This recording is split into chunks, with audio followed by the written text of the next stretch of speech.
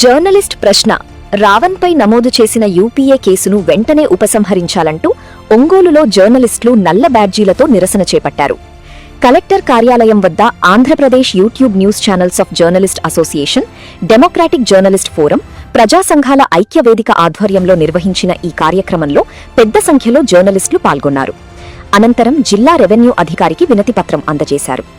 ఈ సందర్భంగా పలువురు వక్తలు మాట్లాడుతూ ప్రజా సమస్యలపై ప్రశ్నించినందుకు జర్నలిస్టుపై కఠిన చట్టాలు ప్రయోగించడం ప్రెస్ స్వేచ్ఛకు విఘాతం కలిగిస్తుందని పేర్కొన్నారు. ప్రశ్న రావణ్పై నమోదైన కేసులను ఉపసంహరించుకోవాలని, జర్నలిస్టుల హక్కులను పరిరక్షించే చర్యలు ప్రభుత్వం చేపట్టాలని డిమాండ్ చేశారు. ఈ నిరసనకు వైఎస్సార్సీపీ జిల్లా అధ్యక్షుడు చుండూరు రవి సంఘీభావం తెలిపారు. కార్యక్రమంలో జర్నలిస్టు సంఘాల నాయకులు, ప్రజా సంఘాల ప్రతినిధులు, పలువురు జర్నలిస్టులు పాల్గొన్నారు.